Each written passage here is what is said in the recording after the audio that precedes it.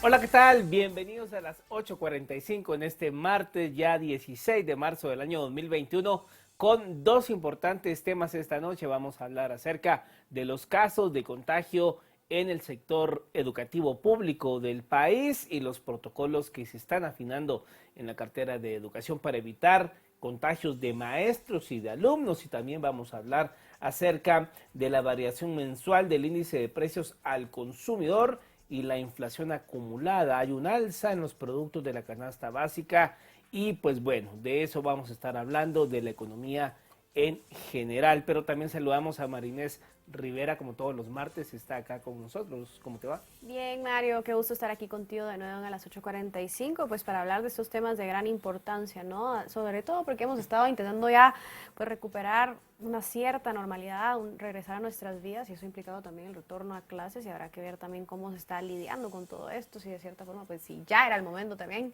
pues para volver a clases, sobre todo considerando los niños que suelen ser un poco más descuidados en el tema. A un año de la pandemia, ¿no? Un año, el mundo conmemora un año, Guatemala también lo conmemoró el pasado 13 de marzo, Así y es. todo lo que ha implicado este caótico 2020, que todavía pues en el 2021 venimos sintiendo todos estos efectos de la pandemia. Así es, y pues habrá que ver también qué tan pronto estamos listos. Ya irá a terminar también esta pandemia, sobre todo por el tema de vacunación, ¿no? Quedamos un poco atrasados aquí con el tema de las vacunas. Bueno, de eso vamos a hablar también. Pero en el caso del sistema público, le ponemos en contexto porque recién, el pasado 22 de febrero, se dio el banderazo de salida para el ciclo lectivo 2021 en un modelo híbrido presencial y vía virtual. Sin embargo, hoy ya se ha conocido pues cifras. En Huehuetenango, por ejemplo, se tuvo que suspender las clases debido a que hay maestros contagiados de COVID-19. Hay 3.216.000 estudiantes que están asistiendo a sus clases, pero esta situación de maestros contagiados, hay 116 casos en total, en Huehuetenango 19, y se tuvo que suspender la asistencia de los alumnos, más de otros temas también que tienen que ver con esta situación del sistema híbrido. ¿Qué va a pasar con el ciclo escolar? Para eso nos conectamos con la viceministra técnica de Educación, Zaida Aragón de Argueta, y la directora de Digeduca, Luisa Müller, subdirectora de Capacitación y Desarrollo, Annalise Lainfiesta. Bienvenidas acá a las 8:45. Buenas noches, un gusto estar con ustedes, un gusto atenderlos, estamos para servirles. Bueno, buenas noches a las 3, de verdad que qué gusto tenerlas aquí con nosotros en a las 8:45. Viceministra Aragón, pues yo le empezaría preguntando un poco acerca del desglose de estos casos, ¿verdad? Cuando hablamos de estos 116 casos, qué personas están contagiadas, y sobre todo si ya tienen alguna idea, pues a qué se pueden estar debiendo ya estos contagios que se están dando dentro pues de las escuelas y colegios. Sí, muy buenas noches. Pues nosotros estamos trabajando ahorita básicamente con un sistema de registro educativo que el Ministerio de Educación ya ha venido trabajando por muchos años. Lo que hicimos desde el año pasado pues fue realizar algunos ajustes al mismo, de tal manera que nosotros podamos ir ofreciendo información detallada, pues no solamente a los medios y a la población en general, sino como un insumo propio que nosotros necesitamos tener y que necesitamos ir monitoreando. Dentro del ámbito educativo, pues nos estamos refiriendo al CIRE. El CIRE sufrió algunos ajustes que nos está permitiendo tener información lo más certera posible, y en relación a esto, pues tenemos datos vinculados a los contagios más recientes, nos permite hacer un corte al día, y específicamente pues los datos que estamos manejando a este momento pues están vinculados a los casos de directores, docentes, personal administrativo y estudiantes en general. A esa cuenta nosotros estamos reportando a este momento un total de 113 casos, en los cuales se incluyen 82 docentes, 18 directores y 7 estudiantes, ¿verdad? ¿A qué obedece? Yo creo que es importante tener presente que es muy difícil poder decir en dónde se dan los contagios. Yo creo que todos en la vida diaria estamos expuestos en múltiples razones. Nosotros hacemos las investigaciones del caso, de tal manera que les estamos dando seguimiento a estos casos a través de las direcciones departamentales de educación. Tenemos informaciones variadas cuando se adentran las investigaciones. Sabemos que hay personas que se han contagiado en ámbitos públicos, ¿verdad? Pero obviamente la atención, o que se llama la atención cuando ya se habla de un docente y se valora el riesgo de que este caso pueda ampliarse el contagio dentro del centro educativo. Ahora, licenciada Müller, ¿se va a analizar o sería imperativo analizar si esta metodología híbrida es, digamos, la más acertada, por así llamarlo, en este contexto en donde ya estamos viendo, pues, casos de maestros y alumnos contagiados? Bueno, buenas noches para todos. Hay que tomar en cuenta que este modelo híbrido nos da la flexibilidad de poder atender a los estudiantes de manera presencial, de manera semipresencial o de manera a distancia. Para ello, como ya se ha mencionado, se han preparado materiales, principalmente materiales físicos que se puedan adecuar a estas condiciones. La ventaja de la implementación de este modelo híbrido es que nos permite ser flexibles con relación a que si en determinado municipio se incrementa el nivel de alerta municipal que es publicado por el Ministerio de Salud, entonces los estudiantes pueden continuar su aprendizaje en casa, solo que en modalidad a distancia. Licenciada Lainfiesta, digamos, en ese sentido, ¿qué se podría reforzar también dentro de los centros educativos pues para ver este tipo de contagios? Perdón, si me repite la pregunta, no la escuché. Sí, licenciada Lainfiesta, ¿qué se podría reforzar, digamos, en centros educativos para evitar los contagios? Por ejemplo, tema, no sé, del tema del recurso del agua, ¿verdad? Considerando el tema del lavado de manos constante, tema de distanciamiento social también dentro de las aulas, del distanciamiento que se debe guardar, digamos, ¿qué medidas se podrían reforzar para estar evitando que se den los contagios dentro de las aulas? Yo pensaría que además de las medidas que usted dijo que están establecidas específicamente en los protocolos, porque están establecidas detalladamente, más que solo tomar en cuenta las medidas es el asumir el rol que le corresponde a cada persona. Porque si no asumimos el rol que nos corresponde y la responsabilidad que nos corresponde a cada uno, aunque tomemos las medidas, no se va a implementar el protocolo como se debe de dar. ¿Esto qué quiere decir? Que en el centro educativo, en el aula, el garante de que se cumpla la implementación de los protocolos es el docente. En el centro educativo en general es el director y el comité escolar de gestión de riesgo. El profesional que ejerce las funciones de supervisión educativa es el garante de verificar que la implementación se esté dando. Hay una guía publicada en la página web, una guía de verificación que es para que se autoevalúen y para que puedan tener un instrumento para poder verificar que se esté cumpliendo los protocolos. Él le va a dar datos al director departamental y el director departamental los traslada a la central para que todos, si asumimos nuestra responsabilidad y asumimos nuestro rol, entonces la implementación de los protocolos y de las medidas de bioseguridad que están establecidas en él se van a cumplir.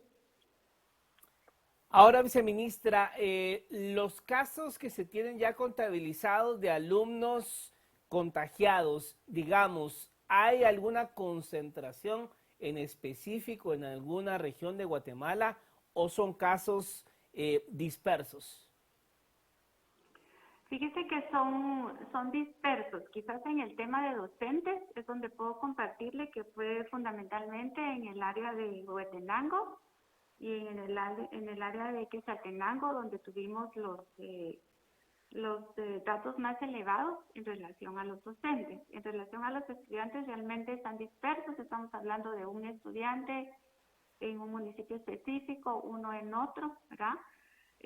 Ante este tema, pues tal como lo comentaba la licenciada La Infiesta, el Ministerio tomó algunas medidas inmediatas, como fue el envío de 2 circulares de emergencia, la 03 y 04 del despacho técnico, en el cual básicamente lo que hicimos fue un recordatorio de las medidas que debemos de tomar en relación a la detección de los diversos casos que van saliendo.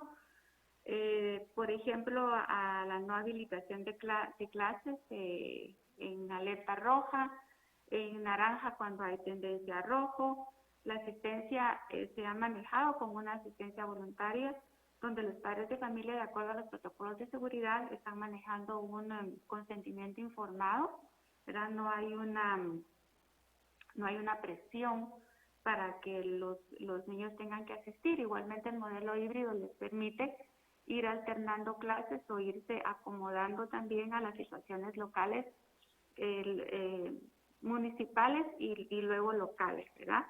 El tema también de recordar lo importante que es llevar a aislamiento y a cuarentena los casos que aparecen sospechosos, y sobre todo que el regreso al centro educativo pues sea bajo la certeza de que se ha superado el periodo de enfermedad y de contagio por parte de los estudiantes.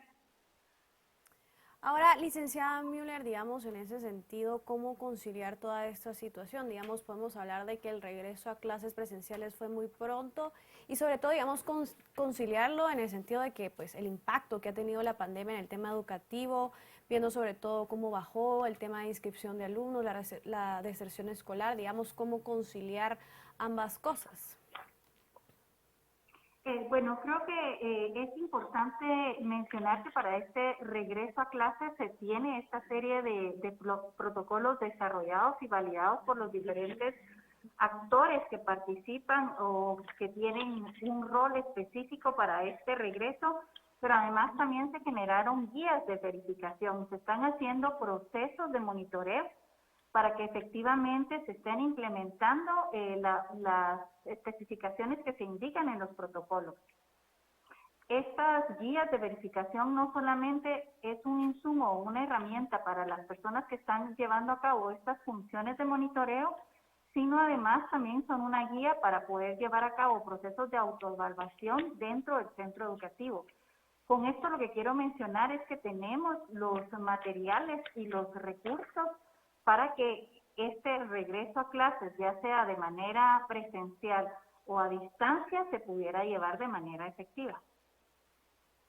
Ahora bien, licenciada La Infiesta, ¿se ha contemplado o dentro de, o mejor dicho, no se contempló que cuando viniesen a Guatemala las primeras vacunas, también los maestros, los docentes, paralelo a el personal médico que está en la primera línea de combate al virus, también fueran incluidos en este proceso de vacunación en los primeros lotes? Sería una respuesta que no tengo no estoy en coordinación con el Ministerio de Salud. Sin embargo, en lo que hemos escuchado es que nosotros sí estamos con esa opción de optar a las vacunas porque somos el recurso de educación. Sin embargo, nunca vamos a reemplazar o no vamos a ser primero que las personas que están en primera línea combatiendo la enfermedad directamente y en los hospitales. O sea que ahorita las personas de emergencia, bomberos, los médicos, son la primera línea, y entonces como los recursos no son ilimitados, sino son limitados. Entonces nosotros seremos la segunda o la tercera línea para poder optar a la vacuna. Viceministra Aragón, digamos, considerando también los números y la cantidad de alumnos, no sé, que se tiene estimada que volvió de forma presencial a las clases, ¿podríamos hablar, digamos, que este nivel de contagios de cierta forma es una cantidad que debe alarmarnos o en proporción a la cantidad de estudiantes que regresó, pues es una proporción mínima de contagios? Digamos, ¿cuál es el escenario ante esto? Disculpe, fíjese que en la última parte como que el sonido se perdió, no sé si me puede... Sí, viceministra, que si volver a usted decir. considera que, digamos, de la cantidad de alumnos que volvieron a clases presencialmente y pues considerando también la cantidad de contagios que usted ya nos decía en la introducción, que fueron 113 casos, si podemos hablar de que es una cantidad que debe alarmarnos en su opinión o es una proporción mínima también considerando la cantidad de alumnos que volvieron a clases presencialmente. Sí, mire, yo considero que lo último que nosotros como Ministerio de Educación podemos hacer es entrar en un proceso de alarma. Creo que nuestra responsabilidad realmente es seguir velando, monitoreando por el cumplimiento de los protocolos, ¿verdad? Seguir haciendo las coordinaciones necesarias con el Ministerio de Salud. Definitivamente nosotros entraremos en la tercera fase para el tema de vacunación. Entonces, sí es importante que ustedes sepan que el Ministerio de Educación está trabajando dentro del marco y en la coordinación. El Ministerio de Educación está trabajando en el marco y en coordinación con el Ministerio de Salud. De esa cuenta, nosotros estamos haciendo las coordinaciones necesarias, tanto para poder ir valorando cómo se va comportando el modelo híbrido, cómo se van a dar los procesos de vacunación, cómo estamos haciendo los diferentes registros, que son registros diarios para poder hacer cortes en el momento que nosotros lo necesitamos.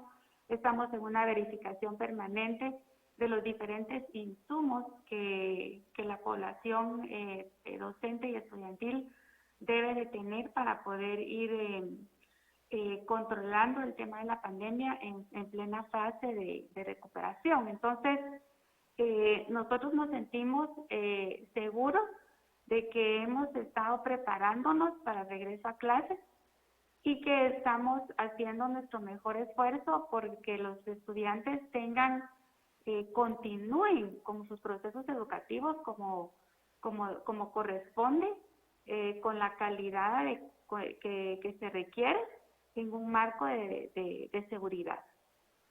Ahora bien, licenciada Müller, digamos, con toda esta situación que se está viviendo, ¿no temen un incremento de casos post Semana Santa?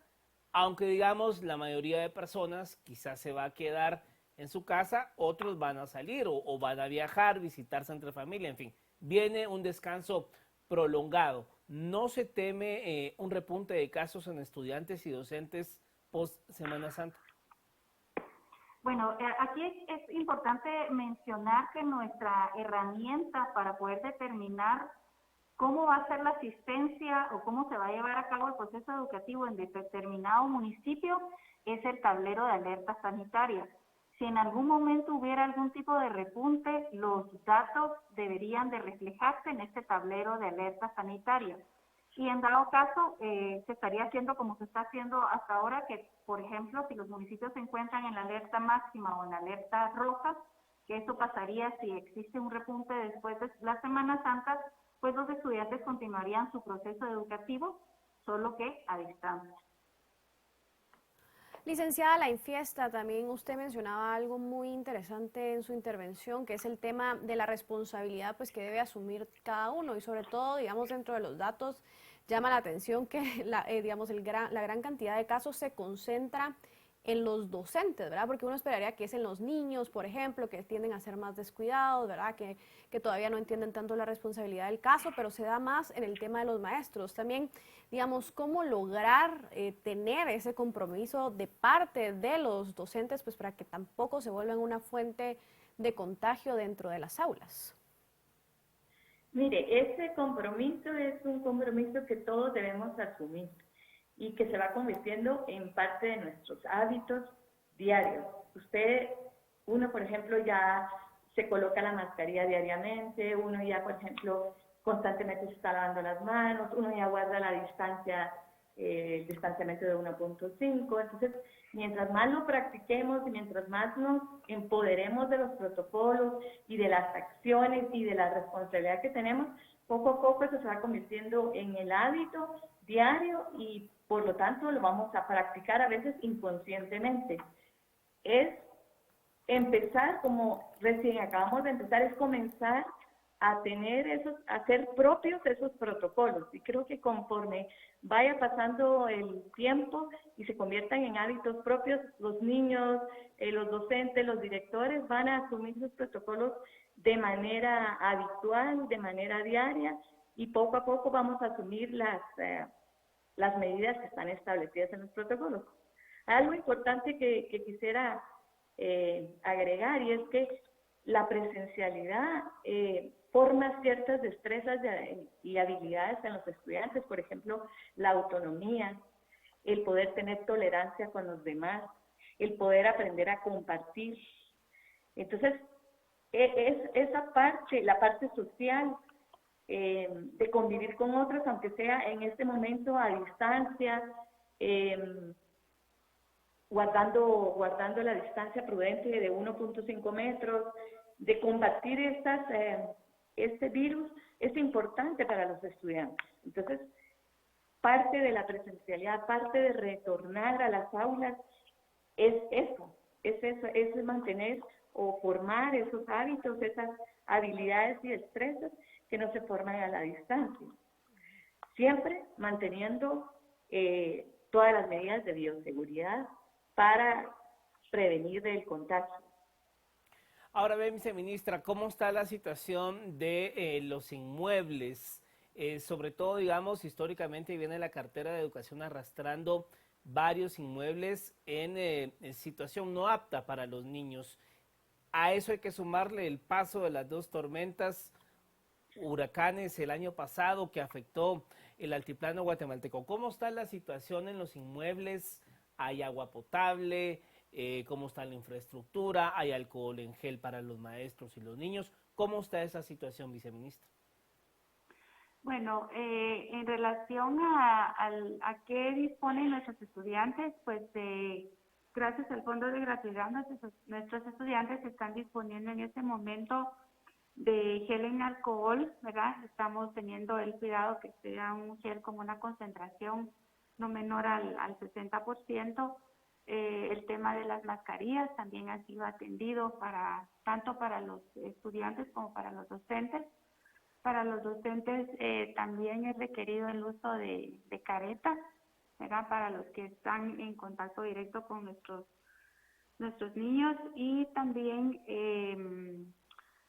algunos elementos de limpieza como desinfectantes y cloro es lo que se está trabajando a nivel de insumos. A nivel de los centros educativos, pues puedo compartirle que se ha llevado a cabo un remozamiento orientado a devolver básicamente lo que son los servicios básicos. Y ahí hemos trabajado al momento alrededor de 1.450 escuelas que les brindan la oportunidad a los niños de poder regresar en un modelo híbrido en que estén alternando. Se han hecho específicamente en cuanto a agua y saneamiento, para darle datos más concretos, 1.280 edificios escolares, y se atendieron por esta y otra alrededor de 177 centros educativos, lo que nos da un total de 1.457 centros que ya están habilitados para poder trabajar en este modelo. Definitivamente el reto sigue estando presente, pero el esfuerzo del Ministerio de Educación por seguir atendiendo y proveyendo, ¿verdad?, a los estudiantes de las mejores condiciones físicas para que puedan regresar a la presencialidad, aunque sea de forma alterna, se siguen haciendo esos esfuerzos. Licenciada Müller, digamos, en este momento el Ministerio de Educación está pues ejecutando prácticamente dos modelos, ¿verdad? Con el tema del modelo híbrido, tanto en educación para las personas que asisten presencialmente a clases como para los alumnos que están decidiendo en sus casas. Digamos, ¿qué desafíos también se han visto en poder ejecutar ambos modelos, ¿verdad? No sé si de alguna forma la evaluación de los alumnos se complica en ese sentido, compromete la calidad de educación. Digamos, ¿se han visto algunos desafíos en este aspecto? Bueno, creo que el desafío principal es poder generar esos ambientes diferenciados para los estudiantes, pero es importante mencionar que dentro de los protocolos se establece la elaboración de un plan de atención. Esto principalmente para que, si en dado caso, por ejemplo, el municipio cambia de la modalidad presencial a la semipresencial o, por ejemplo, a la distancia, los docentes tengan elementos básicos, principalmente de comunicación, para hacer este cambio. También los docentes, además de estar siendo formados en la implementación de los protocolos, también están recibiendo capacitaciones con relación a la implementación del modelo híbrido para que efectivamente ellos puedan considerar esos elementos básicos que les permitan atender de la mejor manera posible a los estudiantes. También los recursos educativos que actualmente se están entregando responden también a ambos modelos, ¿verdad? Tanto al modelo semipresencial como al modelo a distancia. Ahora, licenciada La Infiesta, ¿cuáles, digamos, son las situaciones en las áreas del país en donde hay mayor concentración de pobreza, en donde la adquisición de una familia o de una mascarilla para alguna familia puede significar, y es completamente comprensible, un gasto pues mayoritario para sus bolsillos? ¿La cartera de educación le está proveyendo de mascarillas a los niños? Esa es una respuesta que se la voy a trasladar a la viceministra. Y bueno, sí, como les había comentado con anterioridad, a este momento el Ministerio de Educación ha distribuido el 50% de los servicios de gratuidad. Específicamente, estos servicios de gratuidad tienen como propósito que nuestros estudiantes pudieran contar con los insumos básicos y adicionalmente se ha tenido el cuidado de poder tener de manera puntual los programas de apoyo, precisamente por el tema que usted mencionaba, ¿verdad?, del tema de pobreza que está vigente en nuestras comunidades. Pues la alimentación escolar ha llegado a 2.5 millones de estudiantes. Igualmente los útiles escolares a 2.5 millones de estudiantes. La valija didáctica llega por centro educativo. Ahí tenemos la entrega a 30.463 centros educativos y la gratuidad a 2.921.568 estudiantes, ¿verdad? La idea ha sido que los programas de apoyo nos colaboren fuertemente a la permanencia de nuestros niños en el sistema educativo nacional, y pues es de gran satisfacción para el Ministerio de Educación haber logrado esto entre la semana del 15 de febrero al 22, que es cuando se da el inicio del ciclo lectivo. Ya cuando se hace el inicio del ciclo escolar, nuestros niños tenían y habían sido dotados de los 4 programas de apoyo, incluyendo el servicio de gratuidad. Licenciada La Infiesta, digamos, en el sentido de todos los protocolos que se habían establecido por parte del Ministerio pues, de Educación para realizar esta apertura a clases y sobre todo para seguir mitigando el tema de la recesión escolar, digamos, ¿se da un seguimiento por parte del Ministerio para verificar y velar si todos estos protocolos se están cumpliendo dentro de los centros educativos? Sí, claro, nosotros tenemos, a través de la Dirección General de Monitoreo y Verificación de la Calidad, están verificando la implementación de los protocolos en todos los centros educativos. Pero también hemos tenido una serie de capacitaciones durante todo este tiempo. a los profesionales que ejercen las funciones de supervisión, a los directores departamentales, a los directores de centros educativos, los programas que son extraescolares. Y como les decía, tenemos una guía de verificación que les sirve a los centros educativos como una herramienta de autoevaluación para ver si todo lo que está establecido en los protocolos está siendo implementado, y también sirve para los profesionales que ejercen la función de supervisión para cuando van a verificar que se estén cumpliendo o implementando los protocolos, también tienen una serie de indicadores para hacer, valga la redundancia, esa verificación.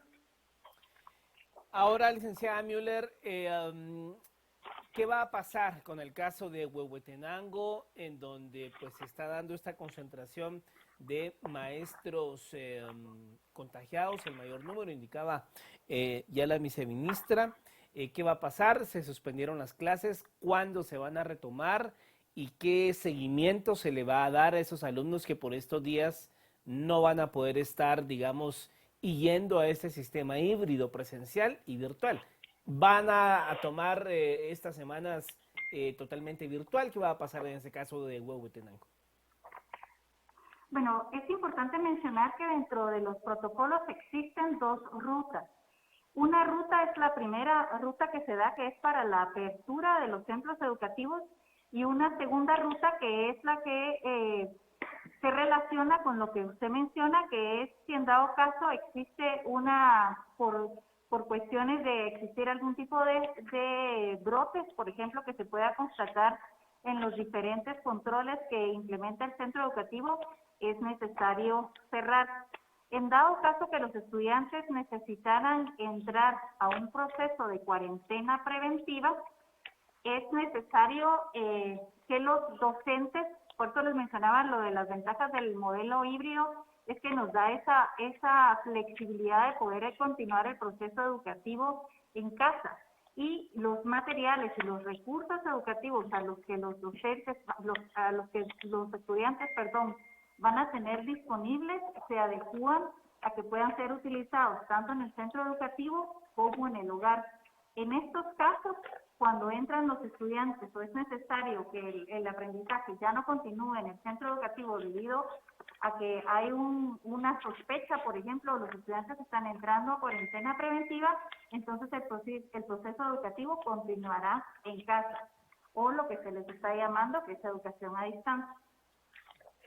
Ahora, viceministra Aragón, digamos, hablando también un poco del tema de deserción escolar, que lo hemos tocado alrededor de esta entrevista, digamos, se han visto, niveles más afectados que otros en el sistema de escolaridad. ¿Cómo están respecto a esa situación? Bueno, nosotros ahorita no hemos cumplido ni siquiera un mes, nos queda una semana para poder cumplir un mes del inicio de regreso a clases. Tenemos un corte de matrícula a este momento que para nosotros es bastante positiva, bastante alentadora, en el sentido de que a este momento estamos manejando 3.535.367 estudiantes inscritos en el sistema. El cierre de las inscripciones se va a llevar a cabo el 31 de mayo. Esto nos permite pues hacernos la idea que tenemos aproximadamente todo el mes de abril y el mes de mayo para que los padres puedan seguir haciendo las inscripciones de sus hijos al sistema educativo escolar. Nos sentimos tranquilos con los números que tenemos hasta el momento. Los datos de deserción podríamos calcularlos solamente al momento que podamos cerrar totalmente ya las inscripciones, pero a este momento la percepción del Ministerio de Educación es optimista en relación a la cantidad de estudiantes que se han logrado inscribir a la fecha. Bueno, pues muchas gracias a las tres por haber participado con nosotros esta noche hablando acerca de esta situación en el sector de educación público. Gracias, feliz noche. Estamos para servirles. Un saludo en nombre del Ministerio de Educación. Feliz noche para todos. Muchas gracias. Bueno, Marina, es una situación por demás compleja, muy compleja, sobre todo porque estamos hablando de que, pues bueno, ya tú hacías referencia, es muy complicado que los niños, si a uno de adulto le cuesta, si uno de adulto a veces es tan irresponsable con este tema, no digamos los niños, una situación por demás compleja y sobre todo también la situación, no de ahora, histórica del sistema educativo público, escuelas sin agua potable, escuelas sin techo, escuelas sin piso, o sea, una situación de verdad muy compleja. Así es, Mario. Y el problema también es cómo balancearlo, porque sin duda alguna, digamos, cerrar las escuelas fue gran parte de lo que generó ese impacto en el tema de la deserción escolar. Entonces, digamos, cerrar las escuelas definitivamente considero que no es una opción, que los niños deben seguir asistiendo, pero pues habrá que ver cómo se empieza a balancear esta situación. Así es. Bueno, parte de las aristas de esta pandemia 2020, que en este 2021 venimos todavía arrastrando. Cuando vengamos de la pausa vamos a hablar precisamente de cómo la pandemia ha afectado el tema de los precios, el tema de la canasta básica y la economía. Ya venimos.